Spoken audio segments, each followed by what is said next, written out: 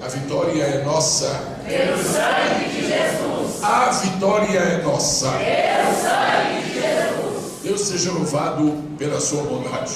Amém. Deus seja louvado pela sua misericórdia. Amém. Deus seja louvado pela sua grandeza. Amém. Deus seja louvado pela sua sabedoria. Amém. Deus seja louvado pelo seu poder criador. Amém. Deus seja louvado pelo cuidado que tem de nós. Amém. Deus seja louvado pela Bíblia. Amém. Deus seja louvado pela existência da igreja. Amém. Deus seja louvado por tudo.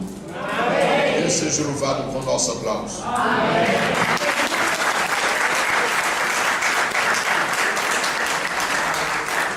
Eu quero lhe pedir a especial gentileza de abrir a Escritura Sagrada no livro de Levítico. Levítico, por bondade. Quero lhe pedir, por favor, que vá ao capítulo de número 8.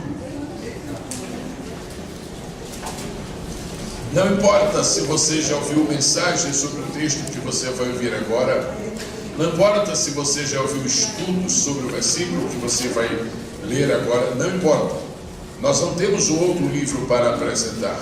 É este. É o livro de Deus. E é um mistério, uma coisa muito linda que podemos falar a vida inteira sobre o mesmo livro, sobre a mesma Bíblia e sempre sermos por ela abençoados.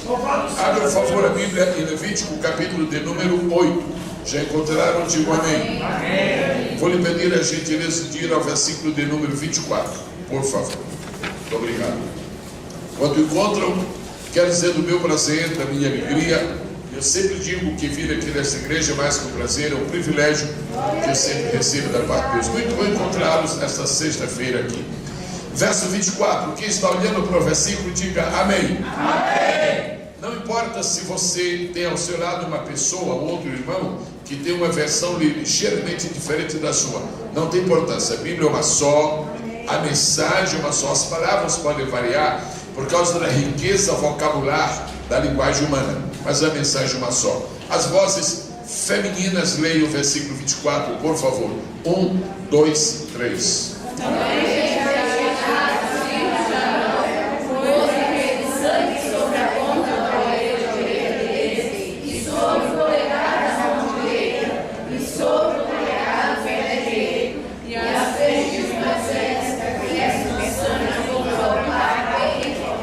Agora eu vou pedir às vozes masculinas a gentileza de serem ouvidas agora. 1, 2, 3.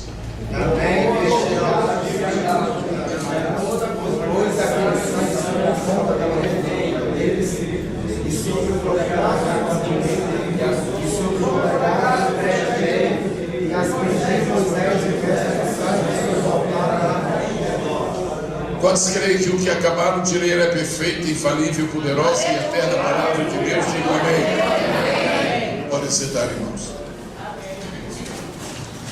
Em Mateus, no Evangelho de Mateus, no Evangelho de Jesus Cristo, conforme escreveu Mateus, no capítulo 4, no versículo de número 23, está escrito assim: que o Senhor Jesus ia por todas as partes fazendo três coisas. Mateus 4, 23. Está escrito assim: primeiro ele ia pregando, diga comigo, pregando. Depois ele ia ensinando, diga comigo, ensinando. Depois ele ia curando, diga comigo, curando. A ordem que está na Bíblia é: primeiro ele ensinava, depois ele pregava, depois ele curava. Uma igreja completa, uma igreja perfeita, uma igreja modelo, uma igreja bíblica, uma igreja neotestamentária tem que amar essas três atividades. Tem que amar o ensino da palavra, tem que amar a pregação da palavra e tem que amar os milagres, amar o sobrenatural. Deus tem as três coisas. A diferença entre o ensino e a pregação é palpável, é muito sensível. Geralmente a pregação visa, em primeiro lugar, os pecadores para que sejam levados ao arrependimento. Depois visa também a igreja para a edificação.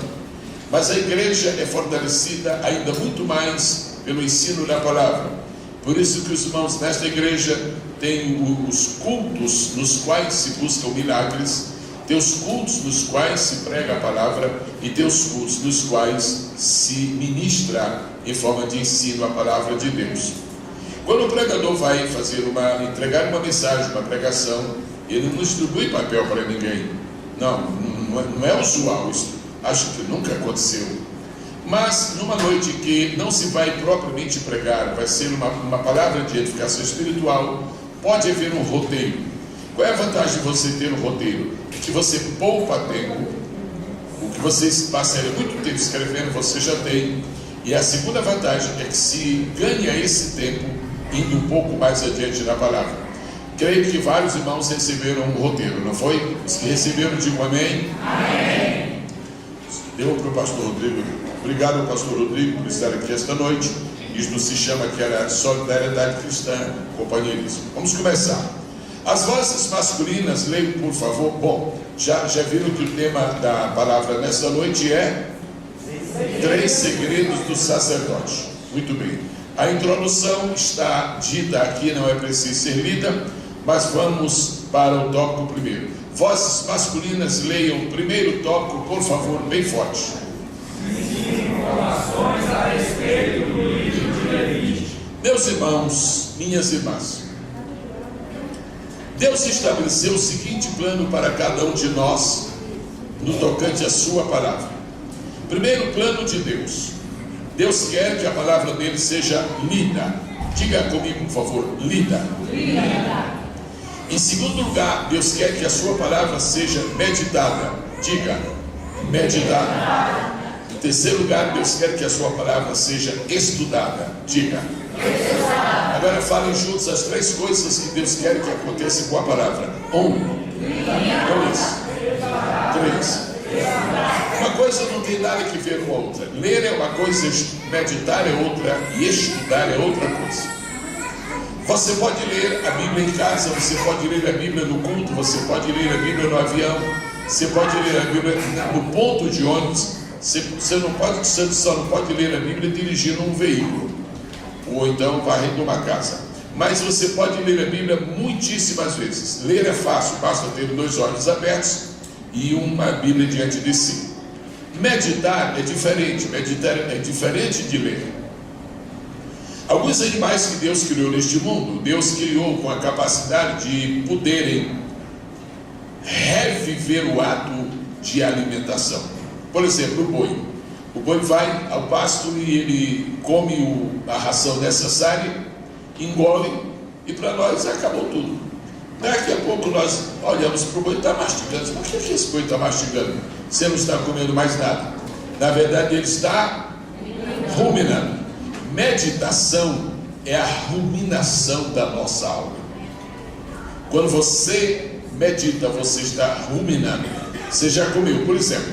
Nós estamos agora, nesta noite aqui dentro, observando a palavra de Deus. Cada um vai comer, cada um vai guardar.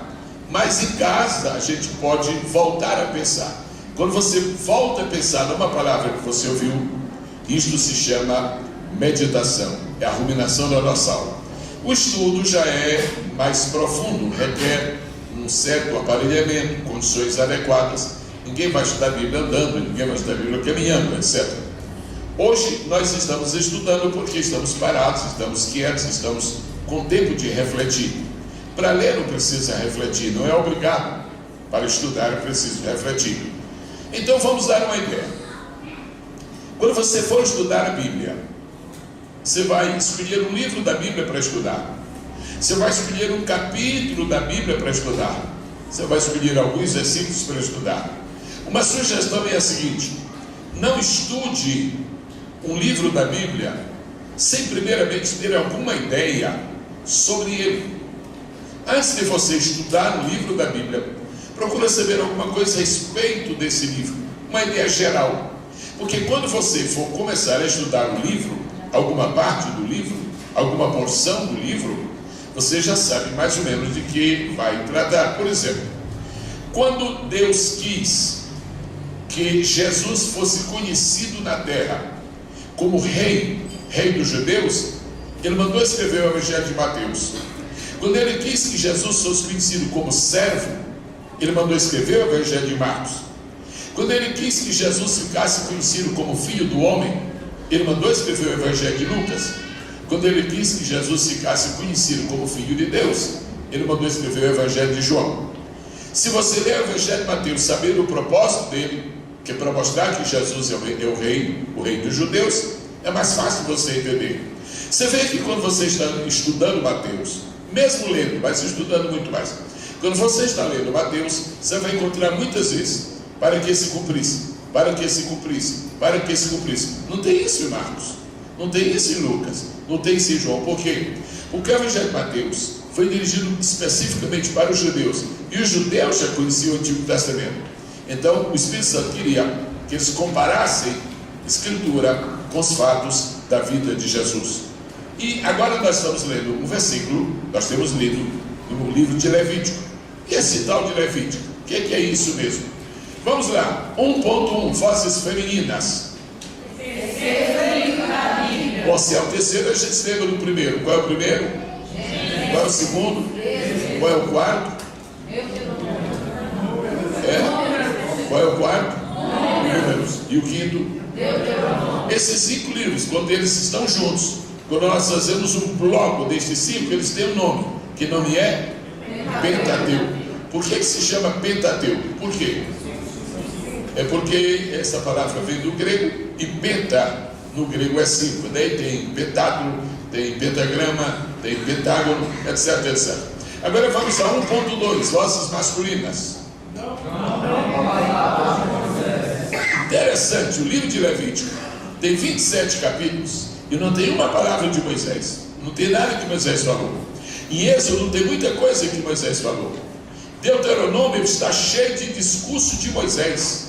Tem 5 discursos no livro, 5 discursos no livro de Deuteronômio de Moisés, que ele fez. Foi inspirado por Deus, mas foi ele que fez o discurso. Em Levítico não tem uma palavra de Moisés. Por quê? Vá logo direto para 1.4. As jovens aqui presentes, não sei se estão estudando fora nos colégios ou se alguns aqui esta noite. Jovens, 1.4. É de aproximadamente 50 vezes que Deus falou a Moisés. Não é interessante saber disso? Você vai encontrar no livro de Levítico: assim o Senhor falou a Moisés, assim disse Deus a Moisés, assim Deus falou a Moisés. Eu queria que você estivesse preparado agora para pôr a sua mão suavemente sobre a Bíblia aberta e dizer assim: glória a Deus. Glória a Deus. Este livro não é a voz do homem,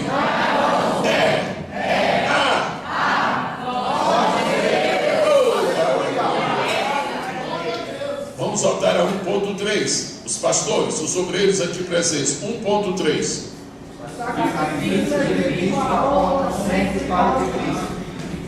Você vai estranhar que no livro de Levítico, sacrifício disso, sacrifício daquilo, oferta de manjares. Ai meu Deus, oferta pela expiação da culpa, oferta de cereais. Que é isso? É tanta oferta, é tanto sacrifício.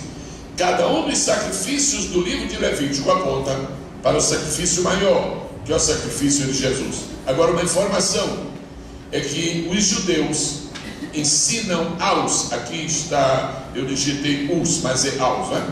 É o primeiro livro da Torá que os judeus ensinam aos seus filhos. Bom, já temos uma ideia do livro de Levítico. Agora nós vamos ver as 5 mensagens principais do livro de Levítico. Responda-me 2 ou 3 perguntas, por favor. Como é que se abre aquela porta da frente? A porta principal, como é que se abre? Com uma? Como é que se abre a porta de vidro? Com uma? Como é que se abre a porta de trás?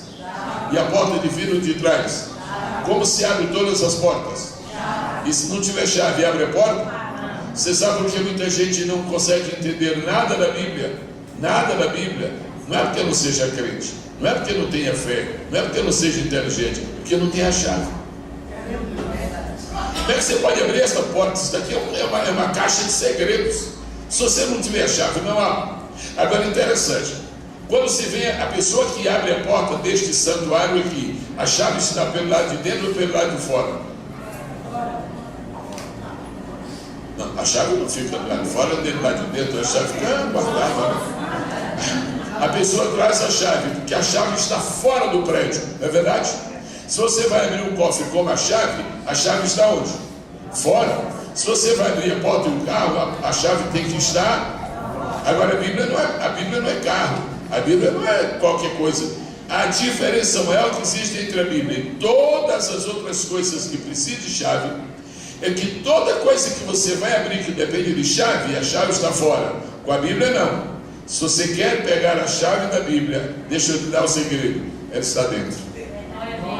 Ela está dentro. Por isso, quem não lê a Bíblia nunca vai entender nada, porque ela está dentro, a chave. Se você está alegre porque a chave está dentro, diga aleluia. Aleluia. Muito bem. Agora, o que é a chave? A chave da Bíblia, a chave de um versículo da Bíblia, a chave de um capítulo da Bíblia, é Deus que mostra para você. É interessante, se o pastor Rodrigo, a pastora Elaine, eu, pastor Bruno, nós quatro, se nós quatro formos ler um livro da Bíblia, é possível que cada um de nós encontre uma chave, e essa chave é diferente da outra, e todas abrem. Sabe por quê? Deus mostra para você a chave na hora que você está lendo. Primeiro, segundo a sua fé. Segundo o seu propósito. Terceiro, segundo o propósito de Deus. Você pode por isso? As chaves da Bíblia são palavras que estão dentro da própria Bíblia. Se você encontrar aquela palavra, se você descobrir aquela palavra, você descobrir que aquela palavra é uma chave, não vai ficar mais porta fechada para você, porque você tem a chave. Aleluia. No livro de Levítico, irmãos, nós temos 5 chaves. E agora nós vamos dizer quais são as chaves. Eu vou pedir que todos falem, olhando para o roteiro. Eu estou no tópico de número 2. Olhando para o roteiro, nós vamos dizer: primeira chave do livro de Levítico. Você não vai encontrar um outro livro da Bíblia que fale tanto em santidade quanto Levítico. Serem santos, é coisa santa, é coisa santíssima, santidade. Por quê? Porque é a chave do livro de Levítico. Segunda chave, sacerdócio. Terceira chave, sacrifício. Quarta chave, e aí vem a quinta chave. Agora você não vai encontrar a palavra satisfação, você vai encontrar a mensagem de satisfação.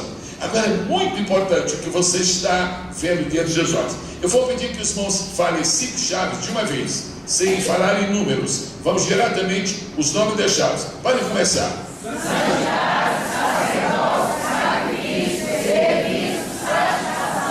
Já pensou? Bom, 5S. Deus é lindo, não é? Deus é lindo para a gente, para facilitar a nossa memória, não é? Deus é lindo e Ele ajuda a pessoa que está fazendo o estudo também a entender esse caminho de Deus. 5S. É mnemônico isso.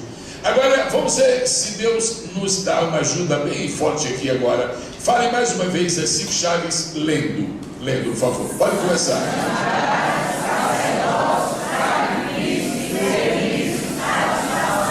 Muito bem, leram muito bonito. Agora põe a sua mão em cima das chaves, por favor. E fale as chaves sem ler. Agora é sem ler. Não olhe, não colhe, por favor. Não colhe. Vamos começar.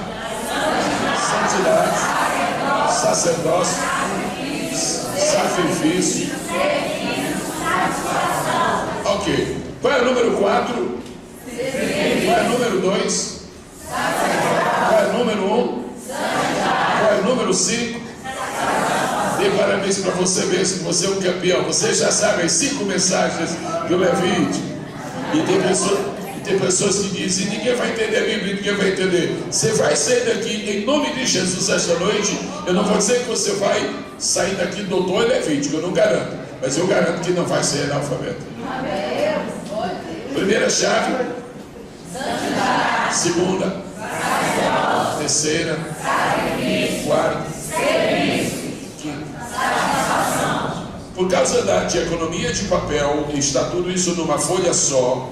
Mas se nós dispuséssemos de condições melhores, eu iria lhe dar a seguinte sugestão: você desenhe uma escada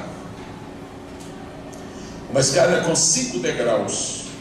Você começa a nomear os degraus de baixo para cima. Como é o nome do primeiro degrau? Nosso Deus é santo. Agora, o que foi que o homem fez diante de um Deus santo? O homem pecou. Diga, o homem pecou. E quando o homem pecou, o que foi que primeiramente ele afetou em Deus? A sua santidade. A primeira coisa que você ofende em Deus quando você peca, não é a sabedoria, não é a graça, não é o juízo, é a santidade. E como o maior atributo que Deus tem, os teólogos dizem que a santidade, ele diz assim, a santidade é o corolário dos atributos de Deus, ou seja, é o atributo dos atributos, primos inter pares, é alguma coisa superior. A santidade de Deus foi ofendida quando o homem pecou. Aí Deus teve que criar uma coisa para tentar resgatar o homem, para Deus não mandar esse homem para o inferno. Essa coisa se chama sacerdócio. Agora eu pergunto, se não houvesse pecado no mundo, haveria sacerdote? Tem algum sacerdote no céu atendendo os anjos, sim ou não? Não, anjos não pecaram. Os que estão lá em cima não pecaram, não pecam, não pecarão. Eles estão carimbados para nunca mais pecar. Guarda essa notícia. Os anjos de Deus, os fiéis que estão no céu, eles estão carimbados para nunca pecar. Se você quer se lembrar do que está escrito na Bíblia, está lá na segunda carta de Paulo a Timóteo. Eu não vou dar nem o capítulo de versículo, senão você esquece do Levítico. Lá diz assim, é o capítulo 4. Conjuro-vos, pois, diante de Deus e dos anjos eleitos. Eleição aí de anjo é um querido que Deus pôs em todos eles para nunca pecarem. Fique tranquilo, quando você chegar no céu, você vai encontrar um lugar onde não existe pecado. Você vai encontrar um lugar que é impossível que alguém peque. Dá para dizer amém outra vez? A santidade de Deus foi ofendida. Aí Deus teve que criar o sacerdócio. Mas o que é que o sacerdote vai fazer? O sacerdote vai contemplar uma coisa que o homem vai fazer. Como é que se chama essa coisa? Sacrifício. Vocês estão vendo que a escada está subindo? Na verdade a escada está descendo, não é? Mas a gente está dizendo subindo porque a base da escada é a santidade de Deus, mas o topo também é. Então a santidade pertence a Deus. O sacerdócio foi uma criação de sacrifício, foi uma ideia de. Agora Deus faz sacrifício? Não, é o homem que faz sacrifício. Mas Jesus não fez sacrifício, ele não é Deus, mas ele, para fazer o sacrifício, se tornou homem. Aí o que foi que aconteceu? Depois que Deus mostra a sua santidade, estabelece o sacerdócio e impõe o sacrifício, ele diz: agora que vocês fizeram o sacrifício e eu aceitei vocês, vocês vão trabalhar, vocês vão fazer alguma coisa para mim. Como se chama isto? Serviço. Agora você já sabe onde é que tudo isso termina. Só tem satisfação na vida o crente que trabalha. Os crentes mais xoxos que eu tenho encontrado na vida são os inativos. E aí, irmão, paz, está quanto tempo na igreja? Eu sou antigão, eu tenho 11 anos na igreja. O que você faz? Não faz nada, eu só observo. Fica conversando 10 minutos com ele, daqui a pouco ele está. O que está acontecendo? É salvo? É. Vai para o céu? Vai. Mas alguma coisa está errada. Ele não tem satisfação. Ninguém tem satisfação enquanto não fizer o serviço para Deus. Aleluia. Agora você sabe qual é o maior serviço que você presta para Deus? Quem é que sabe a resposta a esta pergunta? Qual é o maior serviço que você presta para Deus? Adorar. Qual é o maior serviço que você presta para você? Santificar. Qual é o maior serviço que você presta para o mundo? Evangelizar. Qual é o maior serviço que você presta para a igreja? Comungar. Então, tem tanta coisa para fazer, e quem mais trabalha na igreja é quem mais feliz. Pergunte aqui se repete você, se ele era, trabalha muito. Pelo sorriso da resposta, você já sabe se trabalha muito ou se trabalha pouco. Pela última vez, os 5 degraus da escada. Primeiro degrau, bem bonito. Segundo degrau. Terceiro degrau. Quarto degrau. Quinto degrau. Agora nós vamos entrar no sacerdócio. Instituição e significado do sacerdócio. Vozes masculinas, por favor. 3.1.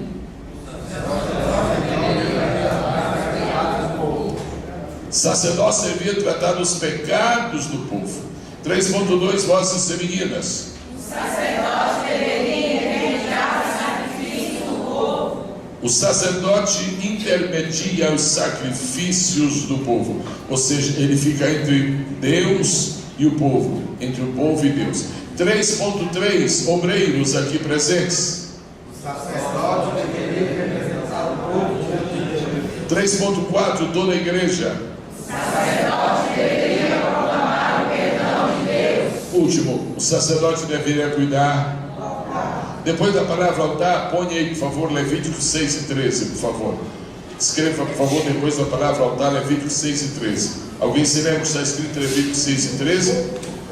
O fogo, pois, arderá continuamente no altar e não se apagará. Deixa eu dizer uma coisa interessante para os irmãos.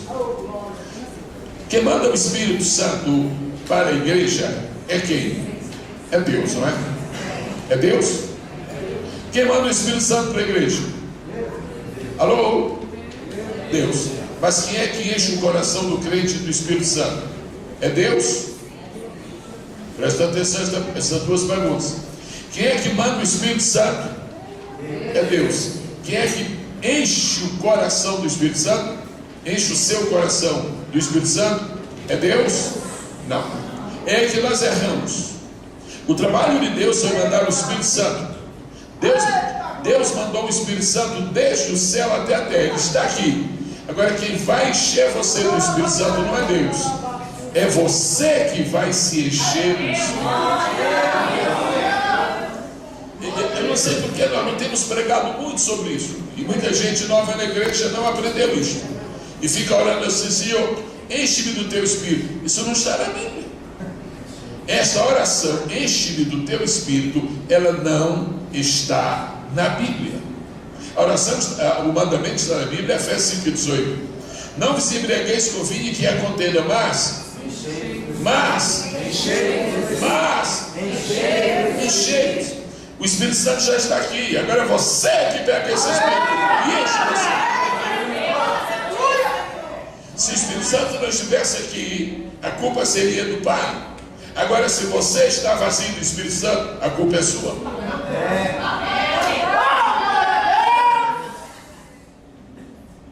Você se lembra daquele milagre que foi feito na casa de uma viúva, onde só havia um pouquinho de azeite? Quem se lembra, diga: eu me lembro. Só havia um pouquinho de azeite. O que foi que o profeta disse? Vai e pede vasos. Diga: vasos vazios. Que foi que multiplicou o azeite? Que foi que multiplicou o azeite? Que foi que multiplicou o azeite? Que foi que pôs o azeite dentro da vasilha? Foi o profeta? Foi Deus? Foi a viúva. Que multiplica o poder na sua vida é Deus. Mas quem põe esse Espírito dentro de você para Deus fazer o milagre é você. Já vê mais um caso na Bíblia. Quantos sabem que Jesus transformou água em vinho? Digam: eu sei. Foi muita água ou pouca água? Foi muito vinho ou pouco vinho? Sabe qual foi a quantidade de água que Jesus transformou? Foi a quantidade que o pessoal pôs ali dentro das talhas. É você que determina o tamanho do seu milagre. Quem faz o milagre é Deus. Agora, se você quer milagre de água, é você que enche as talhas. Quem foi que transformou água em vinho? Quem transformou água em vinho? Jesus. Quem transformou água em vinho? Jesus. Quem transformou água em vinho? Jesus. Mas quem foi que encheu de água para Jesus transformar? Foram os serventes.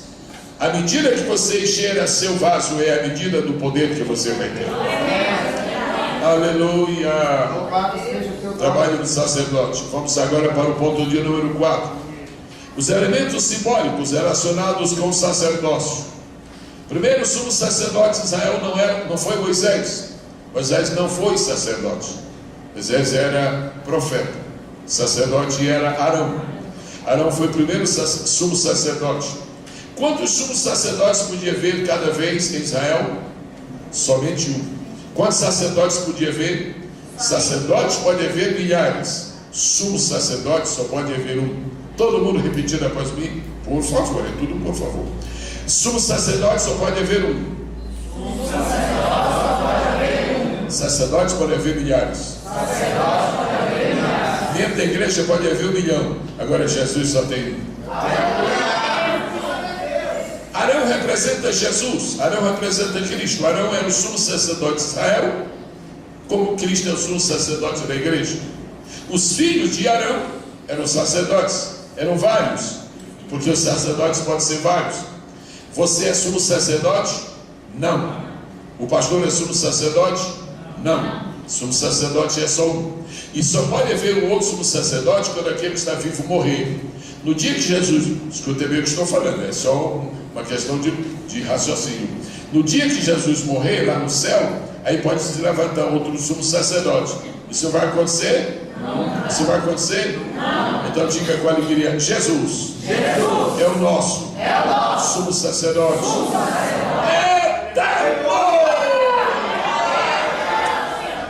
Maravilha do céu. Agora 4.2, toda a igreja, por favor. 4.2.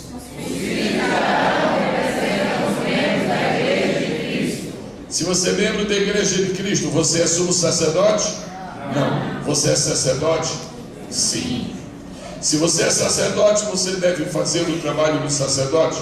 Seu trabalho vai se relacionar com o altar, seu trabalho vai se relacionar com o pecado, seu trabalho vai se relacionar com o sacrifício, seu trabalho vai se relacionar com santidade. Então, por isso que estamos vendo hoje 3 segredos do sacerdote.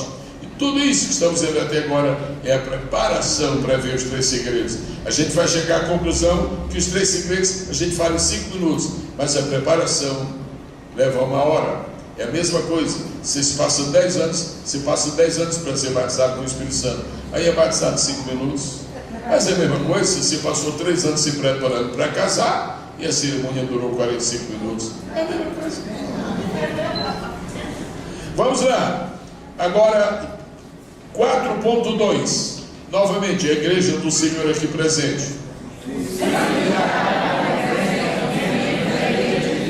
4.3, as pessoas casadas digam, leiam. 4.4, os solteiros aqui presentes. 4.4. 4.5, a juventude. Agora eu vou lhe pedir um pequeno favor. Se você tem um lápis na mão, se tem uma caneta, se tem alguma coisa com que escreva, você trace um círculo na palavra água, trace um círculo na palavra sangue, trace um círculo na palavra sangue. Ok? Como círculo a gente faz rapidamente? Eu penso que já fizeram. Quantos círculos fizeram? 3. Primeiro círculo na palavra água. Terceiro círculo na palavra sangue. Primeiro círculo na palavra água. 1, 2, 3. Igreja não passa sem água, igreja não passa sem sangue, igreja não passa sem azeite. Vamos fazer essa declaração. Eu fala o seu nome bonito que eu vou falar o meu, tá bom? Eu Gisele, não passo sem água, não passo sem sangue, não passo sem azeite.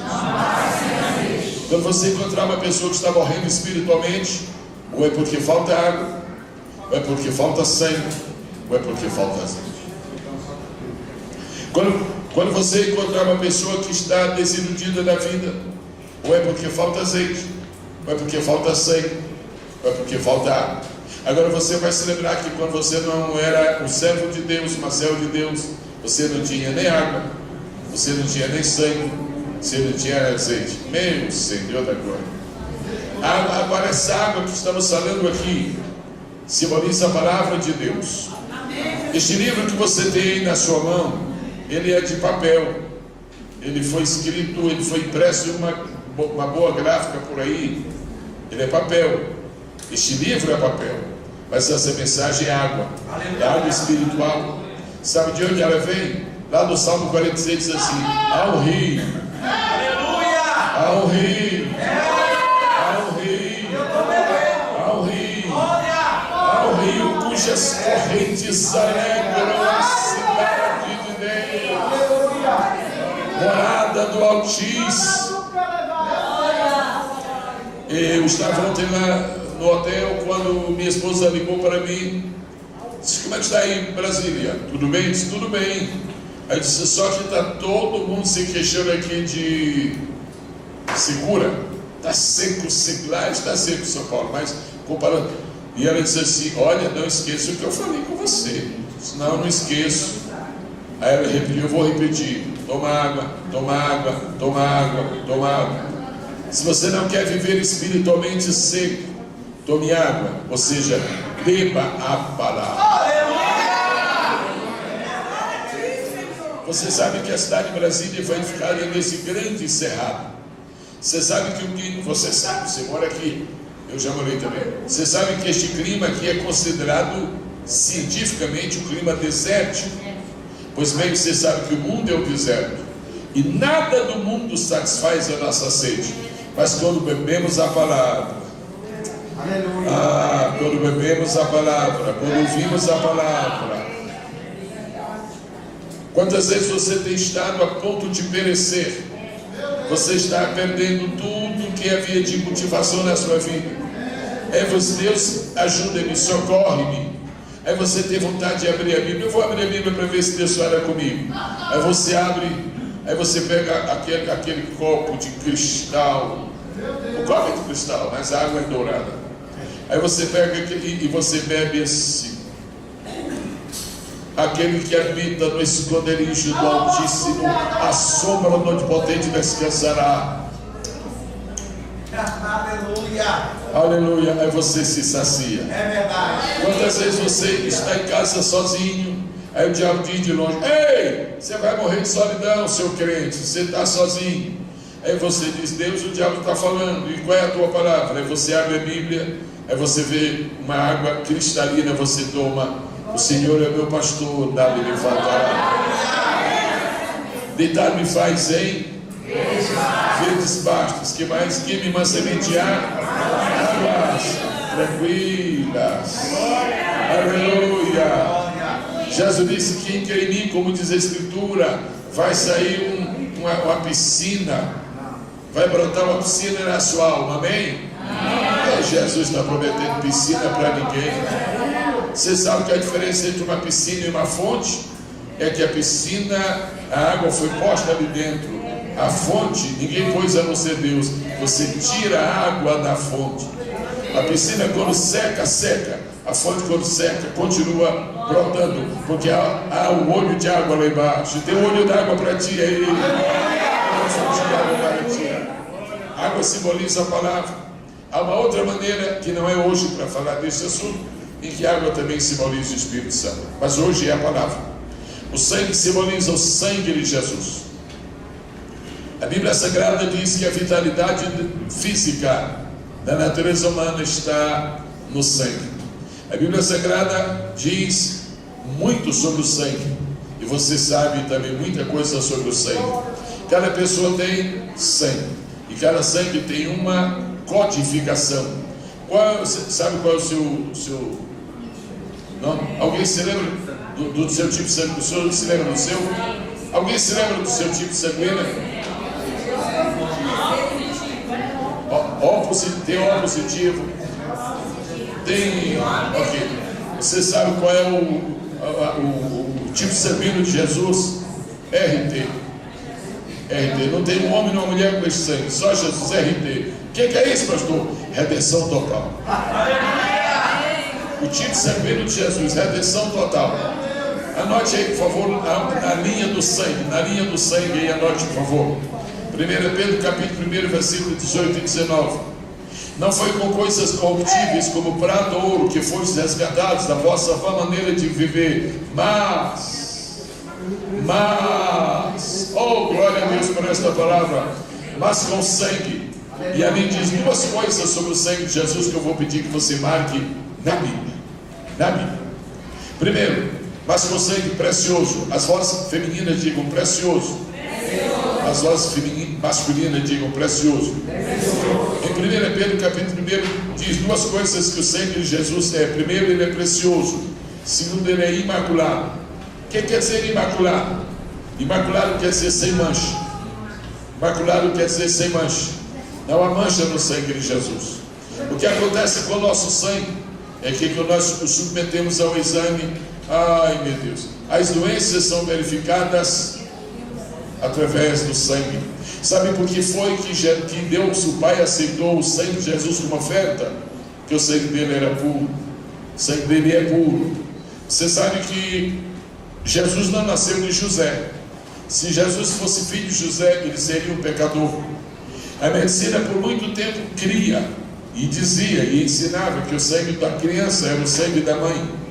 Até que no meado do século passado, do outro século, século XVIII, século XIX, meado do século XIX, nunca mais se falou isso, porque se viu que foi uma feiura. O sangue da criança é o sangue do Pai. Agora a Bíblia Sagrada diz que Jesus é filho de Maria, mas como não é a mãe que dá o sangue para o filho, então Jesus não tem sangue de Maria. A Bíblia diz que José não tem nada que ver com Maria nesse particular, porque ele não a conheceu antes que Maria ficasse grávida. Então Jesus não é filho de José. Jesus não tem sangue de José, mas Jesus tinha sangue, e tinha tanto que ele derramou. Se Jesus não tinha sangue de Maria, e Jesus não tinha sangue de José, não tinha de Maria porque é sua mãe, não tinha de José porque era pai adotivo. Então você tem que ir atrás do pai de Jesus para saber de quem é esse sangue. E você vai descobrir que o pai de Jesus é Deus. Mas aí você vai ficar numa complicação, porque Deus não tem sangue. Deus não tem sangue nele, mas ele criou sangue para o filho dele. Amém. Deus não tem sangue nele, mas criou sangue para o filho dele. Aleluia! Bendito seja o nome de Jesus. Amém. Onde é que se põe sangue hoje? Para quando as pessoas que precisam de uma transfusão recebam. Onde é que se põe? No banco de sangue. Quem foi que criou o primeiro banco de sangue? Deus.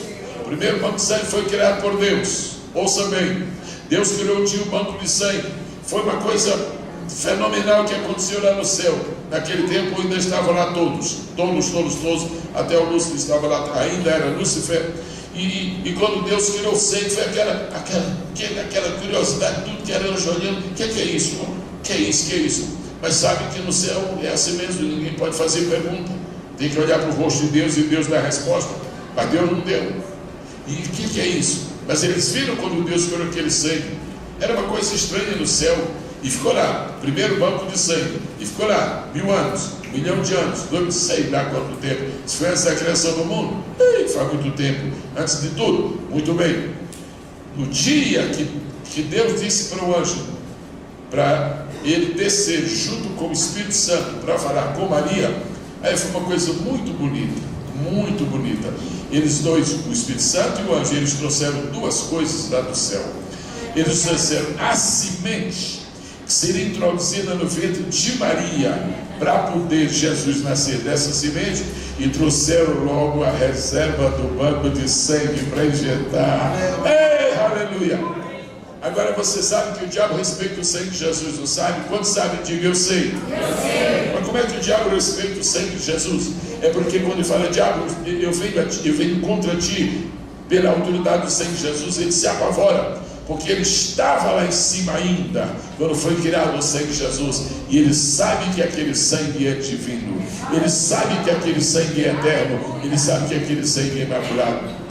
Mas se você disser assim, pastor, eu creio tudo isso que o senhor está dizendo, mas se o senhor me desse o versículo para apoiar, eu ia ficar mais alegre. Anota aí, Atos capítulo 20, verso 28. Lá está escrito que o sangue de Jesus é o sangue de Deus.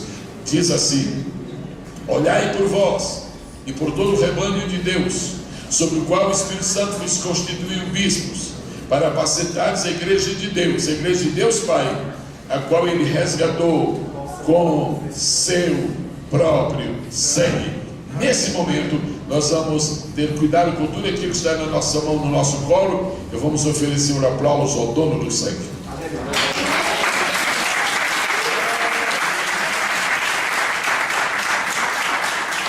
Simboliza o quê? A água simboliza o quê? O sangue simboliza o quê? Simboliza o sangue de Jesus. Jesus ofereceu a metade ou a quarta parte do sangue dele para nós? A metade ou a quarta parte? 2/3 ou 1/3? Quase tudo ou tudo? Como é que você sabe que ele ofereceu quase tudo? Porque ele ainda estava na cruz quando as últimas gotas foram vertidas. E logo depois já não era mais sangue, era sangue e em seguida água. Todo o sangue poderoso do Senhor foi oferecido em nosso favor. Quem pode por isto dizer amém? Amém.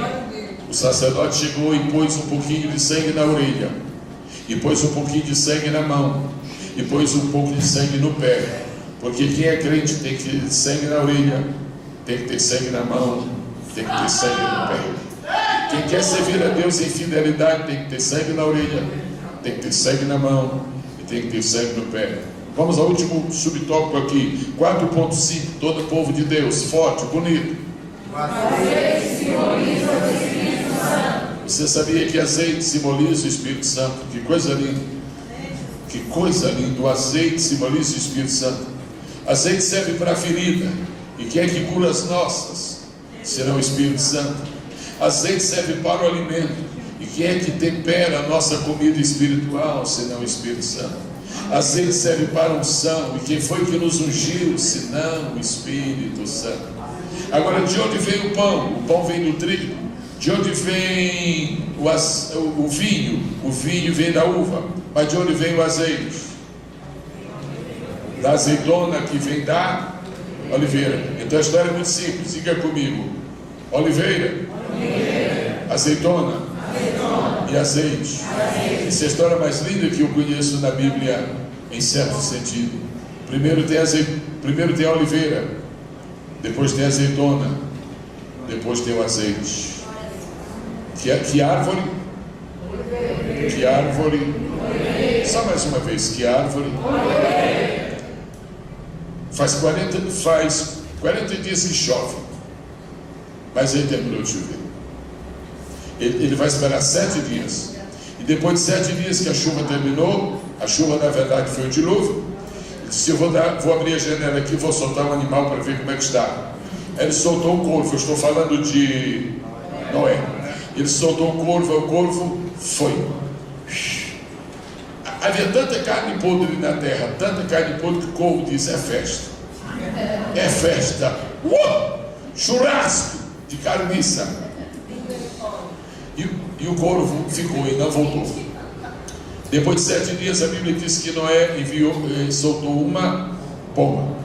E a pomba passou, deu uma volta sobre a terra e não encontrou lugar onde pudesse colocar a planta do seu pé e voltou. Noé recolheu a pomba. 7 dias depois, Noé soltou a pomba outra vez. Notícia interessante. A pomba olhou e disse: não tem nada. Não tem nada, só tem água, só tem restos. De repente, vai ter uma coisa ali, vai ter uma coisa ali, vai ter uma coisa ali. E a pombinha vai ter uma coisa aqui. E havia uma oliveira que resistiu ao dilúvio.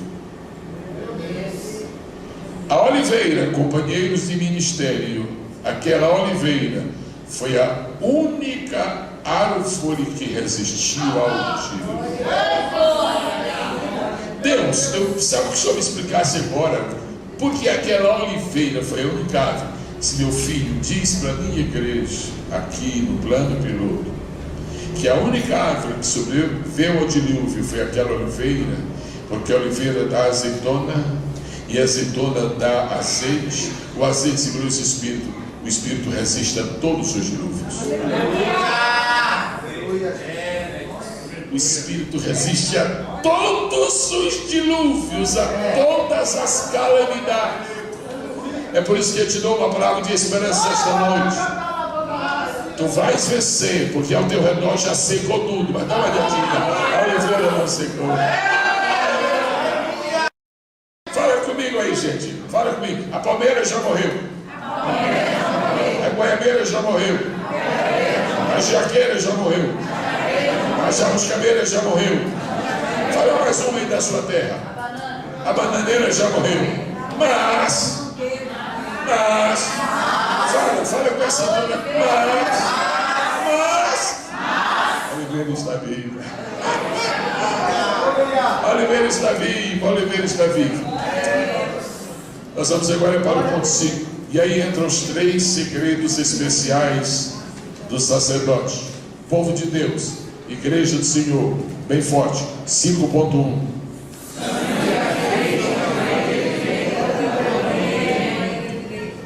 Você pode repetir isto, amado, amada?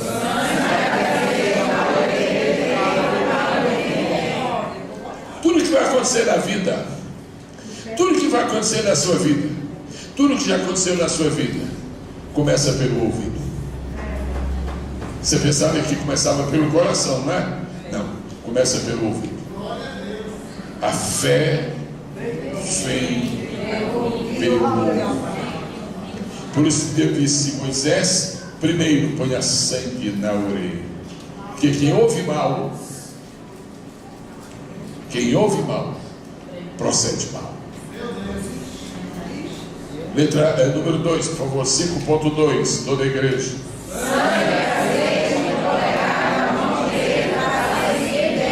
Se você ouvir bem, você vai servir bem. Mas você está parado, está ouvindo bem, está servindo bem, mas está parado. E Deus não quer você parar. Aí vem o número 3, igreja.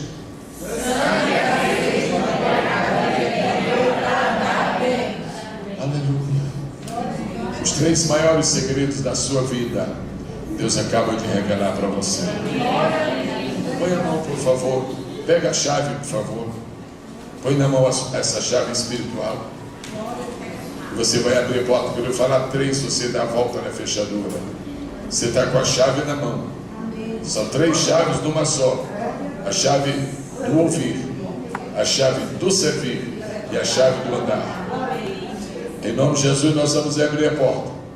1, 2, 3.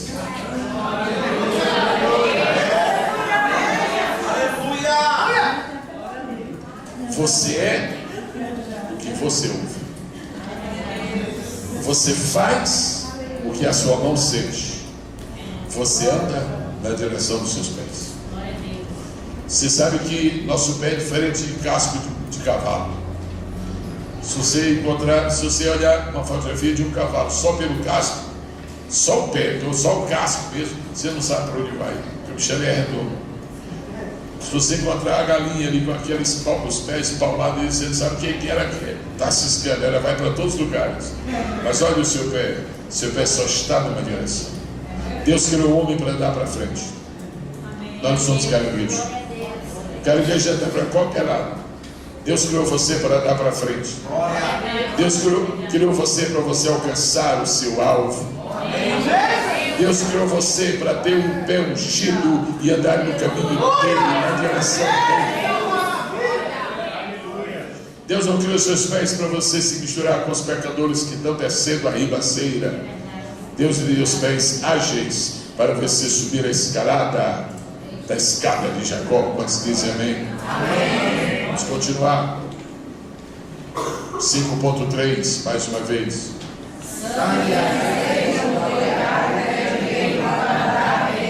Quais são os 3 segredos maiores do sacerdote? E agora o sacerdote é você. Agora eu vou lhe pedir que você pegue outra vez o lápis de cor. Você pegue outra vez a sua caneta. Você pegue outra vez esse marcador que você tem aí e sublinhe, marque, circule 3 palavras, 3 verbos: ouvir, servir, andar. Depois que as pessoas que estão perto de você veem a maneira como você ouve, a maneira como você serve, a maneira como você anda, eles já conhecem você. As pessoas nos conhecerão pela nossa sabedoria no ouvir, habilidade no servir, sabedoria no andar. Quantos podem dizer amém esta noite? A palavra de Deus está lhe alcançando? Glória a Deus. Não. Glória a Deus, maravilha. Mas eu queria saber sim ou não. A palavra de Deus está lhe alcançando? Sim. Está lhe fazendo bem? Sim. Você precisa de sangue na orelha? Sim. Você precisa de sangue na mão? Sim. Você precisa de sangue no pé? Sim. Então ponha. Aleluia. Então ponha. Tem muito sangue aqui esta noite para espalhar. Eu quero pedir que a igreja leia o tópico de número 6, por favor. A ordem estabelecida por Deus gera prioridade no mundo espiritual. questão de prioridade é muito interessante. A dona de casa, ela pega um iPad, agora o negócio é esse iPad, né? Ela pega o iPad e põe a prioridade que ela vai fazer amanhã. Lava a roupa, não, isso não é primeiro. Tomar café, não, isso não é o primeiro. Higiene bucal, bom, isso é o primeiro. Leite para as crianças, não, isso é o meu primeiro. Lá, passa a roupa, não, é uma confusão. Ela termina estabelecendo. Você lê a Bíblia e você fica perguntando: Deus, qual é a minha prioridade? Onde é que você vai encontrar um texto na Bíblia, um versículo só, que diz qual é a sua prioridade? Se você quer saber quais são as coisas mais importantes da sua vida, num versículo só, você pode anotar este versículo agora, se você quiser. Levítico, capítulo 8, verso 24.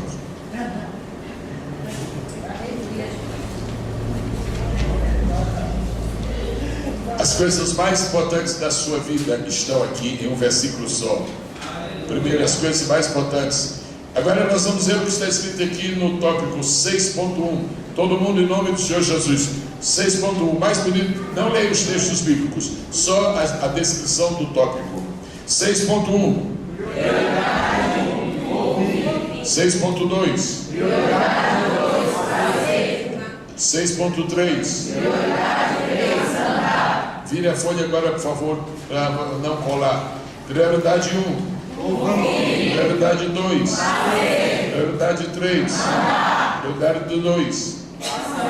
Prioridade 1. Prioridade 1.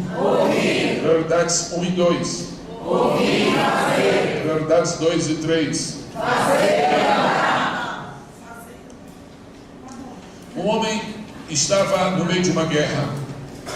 Foi lá em Israel, no meio de uma guerra, e viu uma confusão tremenda. Mas ele não viu o que aconteceu, ele não soube de tudo. Ele saiu correndo para anunciar ao rei a história da guerra. Mas ele não sabia o que aconteceu. O outro esperou um pouco mais para ver o resultado da guerra, né? Foi no dia que morreu Eli. E esperou, aí foi correr. Aí chegaram os dois. O primeiro chegou e disse: onde é que você veio? Eu venho lá do front da guerra. Você viu a guerra? Como é que está? A guerra está terrível. E qual foi o resultado? Não sei, não ouvi nada. Aí ele esperou chegar o outro chegou e disse: a arca de Deus foi tomada, teus filhos morreram. Se você não ouviu nada, você não sabe nada. Se você não ouviu nada, você não creu em nada. Se você não ouviu nada, você não tem nada para comunicar aos outros. Quanto você está ouvindo da palavra de Deus? Aqui em Brasília talvez não seja muito comum isto, mas eu tenho andado por várias partes deste Brasil e eu tenho visto que em alguns lugares opera na hora dos cultos, opera uma coisa assim estranha. Eu já vi muito disso. Para falar a verdade, não é demagogia, realmente isso não está acontecendo aqui hoje, nada mesmo. Mas eu já vi muitas reuniões. Numa hora que a gente está pregando e vai dizer uma coisa muito importante, aparece uma criancinha para fazer graça, e 7, 8, 10 pessoas ali ficam todos em volta das graças que a criança está fazendo. Aí perde a mesa, aí não ouve. Na hora que vamos falar uma palavra com a juventude, vamos dizer alguma coisa muito importante, na hora, aí dá uma coceira na garganta, aí sai para tomar água e perde a palavra. Você sabia que o diabo, se pudesse, distrairia você na hora da palavra? Porque ele sabe que a sua prioridade número 1 é ouvir. Você sabe que há pessoas que às vezes chegam cedo na casa de Deus e podiam sentar no banco da frente para ouvir melhor e não sentam. Estou falando de umas igrejas que eu dei por aí. E sentam lá atrás. Sabe por que eles sentam lá atrás? Porque são os primeiros a sair quando termina. Aí não tem azeite na orelha. Quanto azeite existe na sua orelha esta noite? Você gosta de ouvir a palavra? Amém. Você já ouviu falar? Se você é novo na fé, você nunca ouviu falar isto.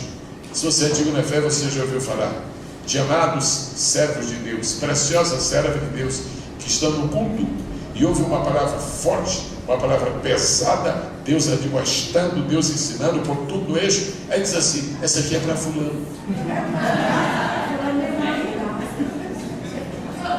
Essa aqui é para a irmã Henriqueta. Que pena, mas quero nem ver. Essa aqui é para a irmã Cláudia Onofra. Mas quero nem ver. Essa aqui é para o Monte Curtido. Se você não tiver sangue na orelha, você pensa que a palavra de Deus é para os outros. E eu quero dizer uma coisa: a palavra de Deus está dando hoje não é para ninguém, é para você. É para você. Você já ouviu falar daquele irmão que quando terminou o culto, oh maravilha, que foi, irmão? O culto foi bom, foi demais, foi tremendo. Deus falou demais para os outros. Deus falou demais para os outros, porque tinha sido um culto de advertência. Qual é o proveito espiritual que você tem se quando terminar o culto você perceber que você não tirou proveito? Deus disse: Moisés, você vai pôr sangue no polegar do pé direito de Arão, mas isso é em terceiro lugar. Você vai pôr sangue no polegar da mão direita, mas este é em segundo lugar. Moisés, se meu povo não me ouvir, Moisés, se meu povo não me ouvir, o meu povo estará perdido. Por isso que a palavra-chave do ministério final de Moisés, Deuteronômio diz assim: ouve, ó Israel! Por isso que a trombeta do profeta Isaías tocava e gritava: vinde a mim, ouvi, e a vossa alma viverá.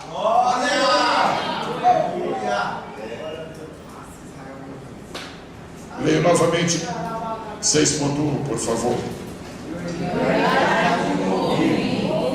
Leia uma primeira citação. Qual é? O que está escrito lá em Romanos 10:17? Ela diz assim: de sorte que a fé vem pelo orar. Amém? A fé vem pelo jejuar. Amém? A fé vem pelo trabalhar muito. A fé vem pelo ouvir.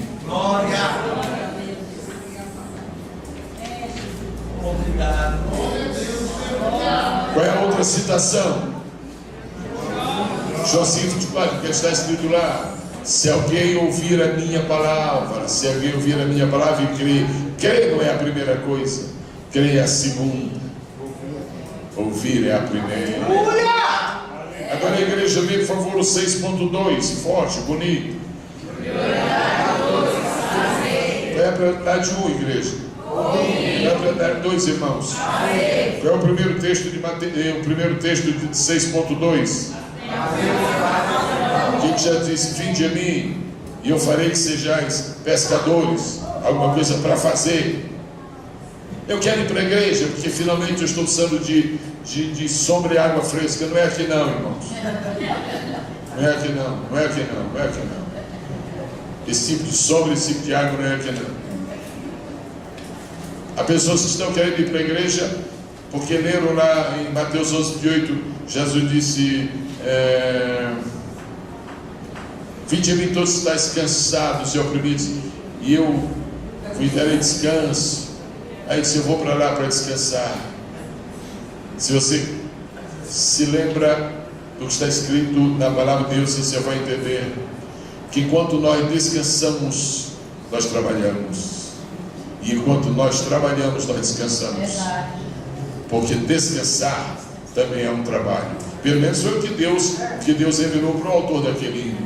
Teu trabalho é descansar em mim.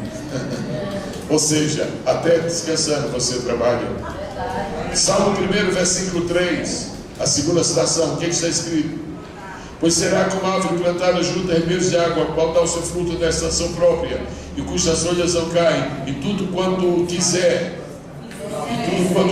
sim ou não? E tudo quanto tiver, e tudo quanto pedir, e tudo quanto fizer, o que tem? Não deixe ninguém lhe enganar. A primeira prosperidade não é baseada no que você tem, é baseada no que você faz. Não deixe ninguém lhe enganar. A primeira prioridade não é no bolso, é na mão que vai meter no bolso. Deus diz no Salmo 1: e tudo quanto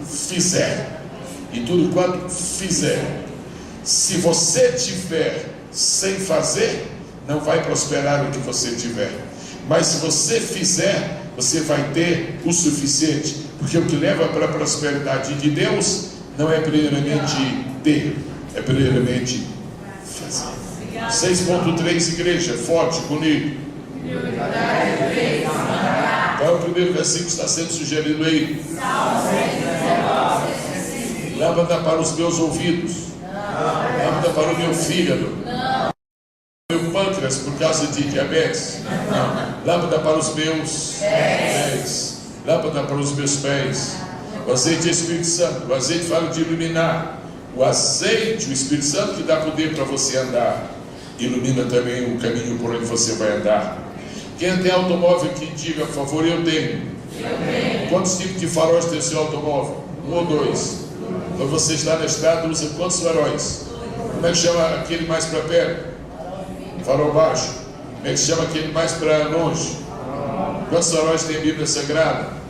2. O farol baixo e o farol alto. Leia aí, Salmo 119, versículo 105. Lâmpada para os meus pés, farol baixo. Luz para o meu caminho, farol alto.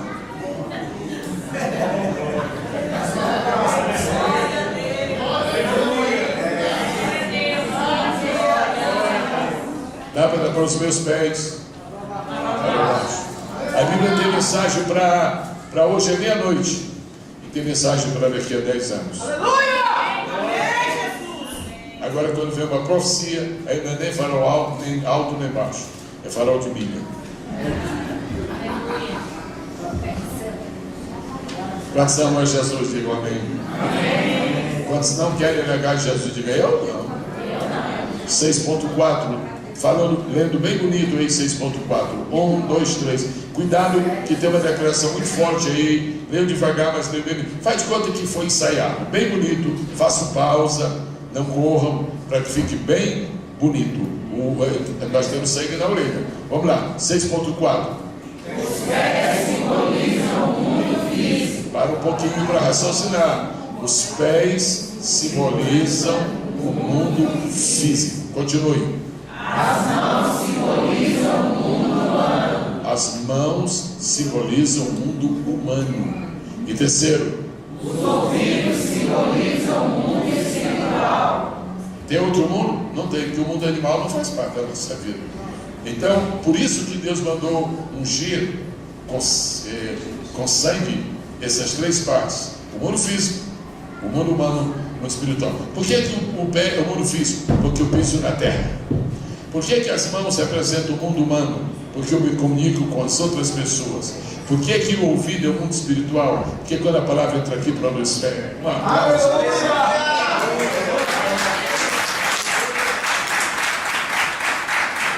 6.5, amada igreja, 6.5.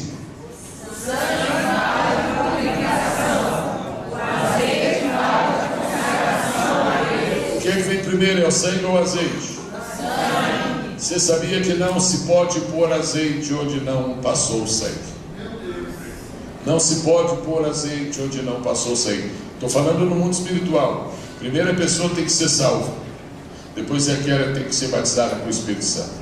O batismo com o Espírito Santo é o azeite. Mas esse azeite só é posto em quem já recebeu a lavagem pelo sangue de Jesus Cristo. Aí Jesus disse assim: o mundo não pode receber. Por quê? O mundo não pode receber do azeite porque ainda não foi tocado no sangue.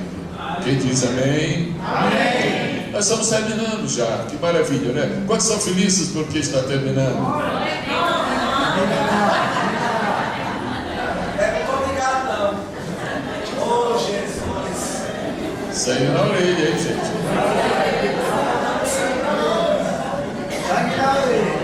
Agora nós vamos concluir pensando. Deus criou o homem.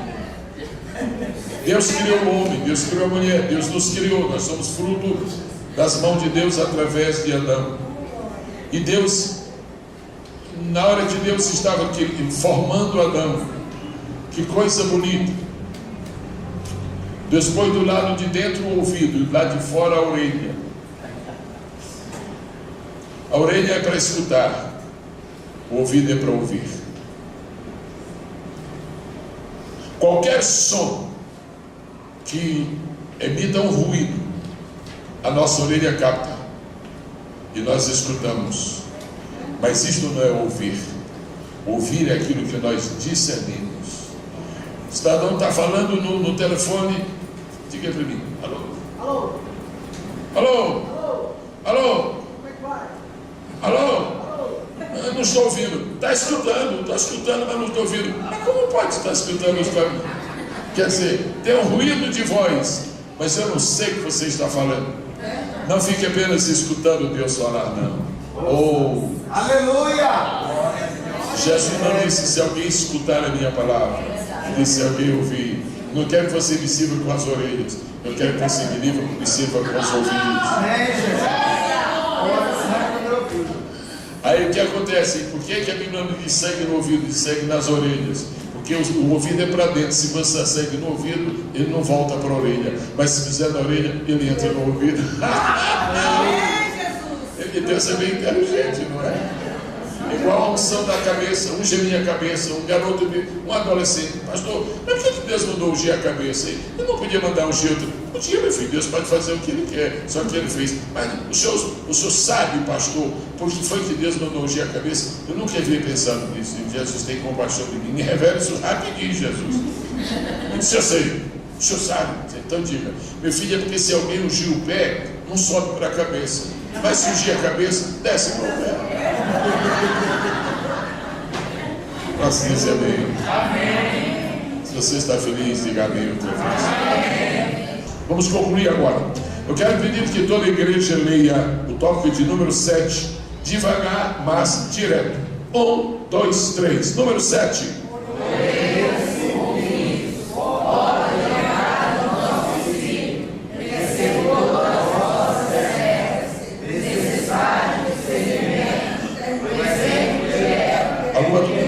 Alguma dúvida? Qual foi o exemplo de Eva? Sabe como foi que Eva pecou? Pelos ouvidos. A serpente chegou e enganou Eva, disse umas bobagens lá, uma mentira, inclusive, contrariou o que Deus disse. E todo o pecado de Eva começou pelos seus ouvidos. Por isso que toda restauração começa pelos ouvidos. Igreja do Senhor, número 8.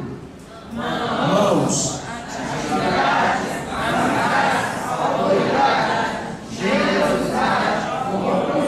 Atos 19, 11 que está aí, diz assim: e Deus pelas mãos de Paulo fazia maravilhas e milagres extraordinários. Se Deus usou as mãos de Paulo, Ele pode usar as suas também. Aleluia!